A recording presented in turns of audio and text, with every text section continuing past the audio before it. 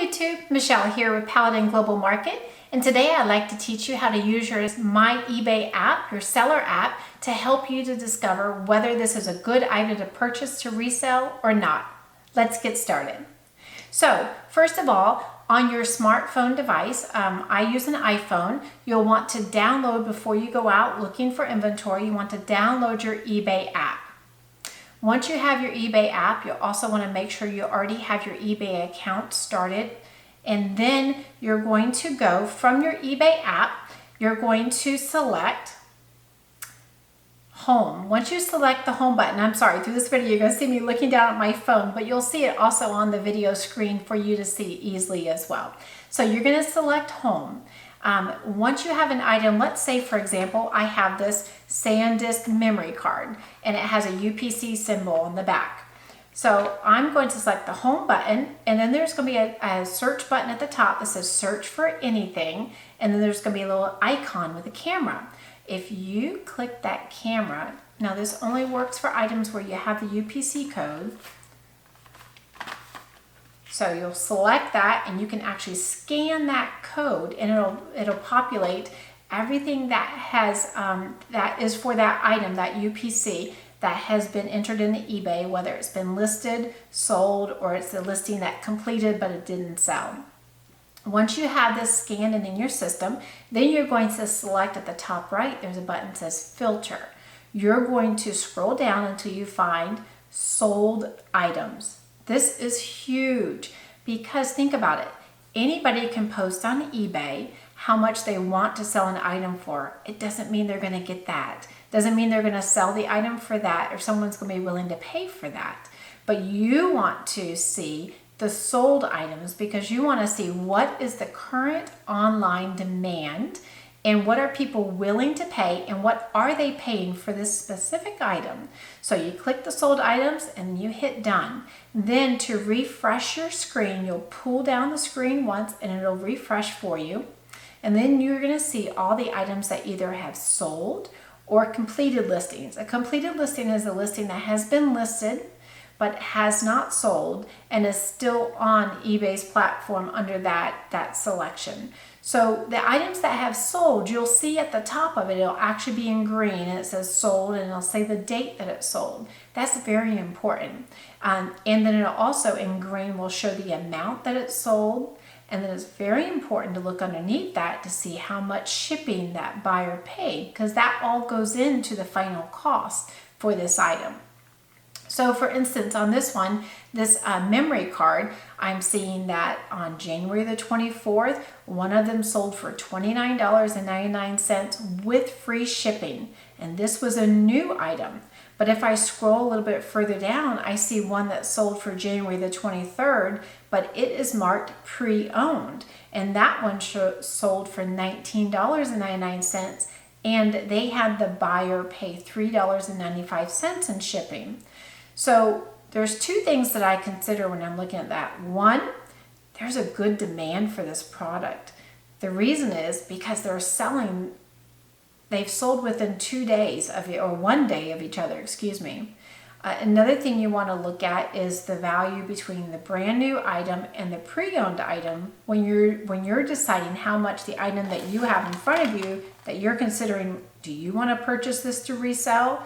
Can I buy this low enough to resell it for this amount, and is it worth my time?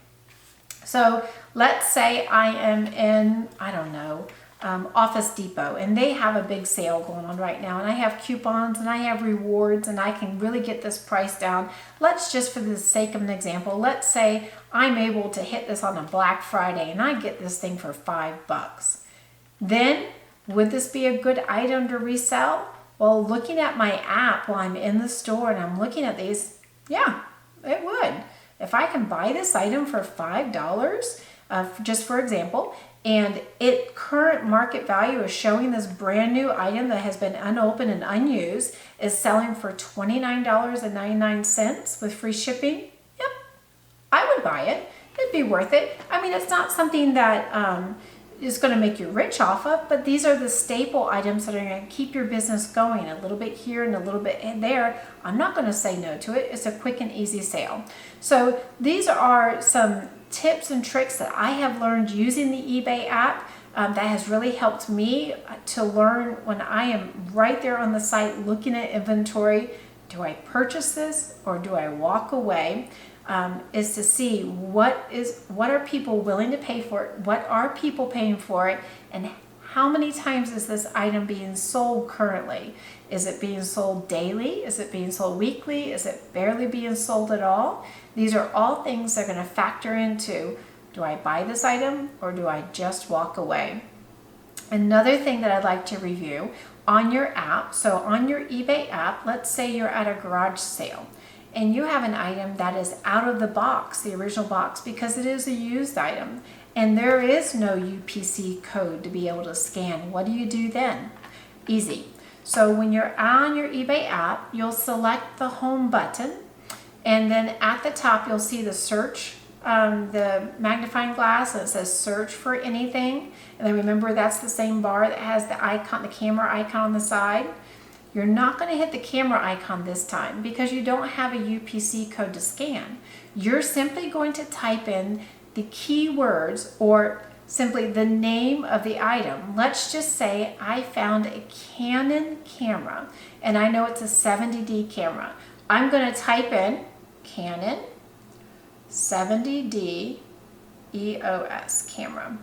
And when I scroll that, then I'm going to make sure, you always want to do this, go to the filter and then reselect your sold items because it does reset it when you do a new search. So make sure you're looking at sold items and not just actual active live listings that are hoping that they're going to get the money that they're asking for it. So we've selected our sold items, we hit done, and then from there we're able to see many different items that are being sold. Now, as I'm looking at this right now, I see, oh my gosh, there is 3 different Canon 70D listings that sold today. That tells me, one, there is a really good demand on this product. There is a lot of people willing to purchase this product. 2, I'm seeing that 3 different choices. There is one that it is just the body of the camera and it has no lens to it. And that one's selling for sold for $325, and it has shipping of $15.42.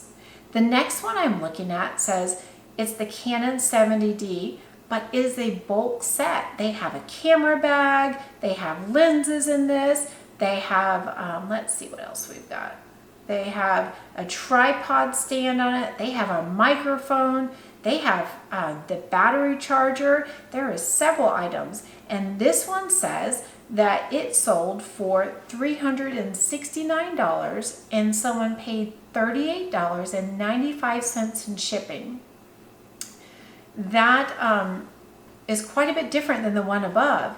Whoever got that one got a really great deal. Now the shipping is a little high, so that makes me believe, was this an international shipped item because it was higher than normal, or is it just simply because the weight of the box is so much? So let's see, this one says, let me see original listing. And you know what? It has shipped into Maryland, so it is local, so it's just the weight of the item. Side note, with shipping, eBay sellers can tack in extra fees inside their shipping that you don't see as a buyer. Now, we're talking as sellers here, so our buyers would not see, let's say, a shipping and handling fee of $5 tacked into the shipping cost. People sometimes do that to account for their packing supplies, or I'll add a little bit only on my international ones because I need to go to the post office to ship this out and I have to fill out a customs form. This is if you do it yourself instead of using eBay's global shipping program. So I'll tack in a little bit just because it costs me time and money to do that. But it looks like on this one, $369, they sold the camera set for, and the shipping was $38.95. The next one I go down, it looks like it is the camera, but it's the body only. And this one is pre-owned, and get this, it sold for $400, and the shipping was $18.70. So as you can see, they're all kind of within that range. It looks like all 3 of these have been pre-owned, but the second one, boy, was that a deal, because you're getting a whole bunch of other items in there. Now, you would want to look at the listing. Then, if there's some variations in that, is the camera broken?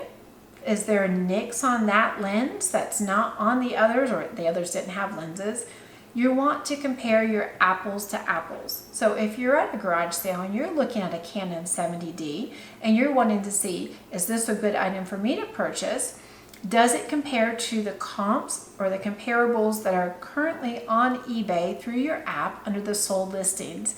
And one, can you buy it low enough to make it worth your while? If I'm at a garage sale and someone has one of these cameras and they are trying to sell it for $300, I'm either going to negotiate a lower deal, bargain with them, or if they're not willing to budge on the price, I'm going to walk away, because it is not worth my time at that point for this item. Or is it something I can buy for $100? Then absolutely, it's a no-brainer, because the market value is showing that it's going to sell for at least $325. People are willing to pay shipping on this, because that's good, because cameras can be a little heavy. So that tells you you don't have to offer free shipping on this item, because all 3 of these have put on there that there is shipping that they've paid for, that the buyer paid for to purchase it. And you're wanting to look at the photography of this listings. Are they comparable? If they're not as well, if they're not as good, but they still brought in a good selling price, then if you had some killer photography, then maybe you can demand a higher price for this item.